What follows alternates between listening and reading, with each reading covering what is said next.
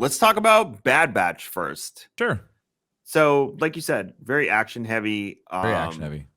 but huge, huge gaps being filled in because we literally saw the changeover in real time of the clone troopers being decommissioned and the stormtroopers being put into It was kind of action. sad. He's like, "What do I do now?" Like, and I'm just like, "I don't know."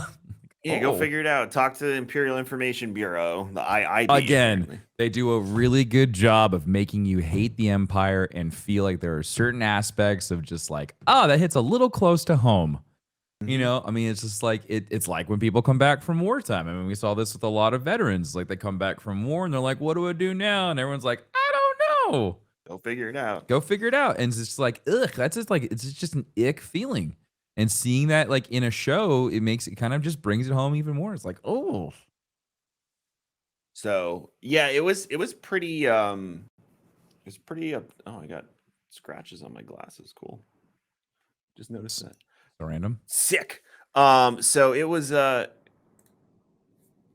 you know, when they left, the way the lieutenant was talking to Crosshair, I was like, this is Crosshair's turning point one way or another. This is it. This is the episode. Because I knew we weren't going to see the Bad Batch, the rest of them in this episode. I knew that at some point, this was the turning point for him one way or another. So once the lieutenant was talking to him the way he was, I was like, oh yeah, here we go. The story did not go the way I thought it would at all. How did you think it was going to go? When he put on his helmet, I said, this is either the beginning of the Death Trooper program. So I think we're right about that. Or he's going to defect. And they were on Coruscant when he was getting the mission briefing? Yeah. Right before they locked in and went to Barton 4, I think it was called, the plane. Yeah. Uh-huh. When they got there, I said, okay. And then we met the clone trooper. He hadn't shaved, which is against Imperial I love his regulations. name too. Mayday was fantastic. I love that. He just didn't care. You know, he just was like, whatever. So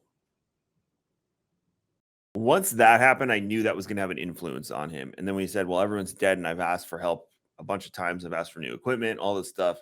And the lieutenant didn't care. I said, okay, so he's going to defect. He's not going to die. You know, he's not going to die. He's too important to that part of the story. So I said, he's probably going to defect. The insurgents that they ran into, at first I thought they were going to be rebels. Oh, so in my head, I thought originally they were defected clone troopers. That would have been interesting too. That's what I thought. That's what I thought was going to happen, is that Mayday thought that maybe his men had died. Like they went out on patrols and they never came back. And it was them actually escaping. Like they had just gotten to the point where they're just like, fuck this. Like the Empire is not coming to help us. There's going to be no help. We're stuck here. And they're just like, let's just go out. Let's just survive and do our thing. But that wasn't the case. But that's where my head was with this.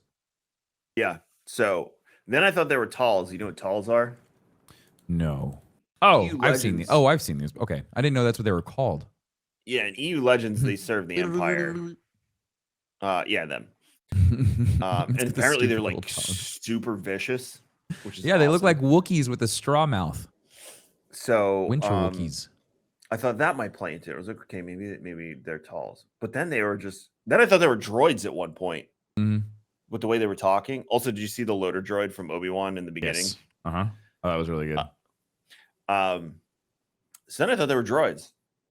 Then I realized they didn't play into the plot at all. They were just stealing. And I was like, okay, where is this going? Then I remembered what he said. He said, basically, I'd leave your body. I don't care. And he's like, remind me not to die on your watch. Yeah, I like that. That was a good line. I'm like, all right, okay, this is going somewhere. Then I thought, okay, they're going to freeze out there. He's going to be Crosshair's going to be near death. And that's how they're going to turn him into a death trooper.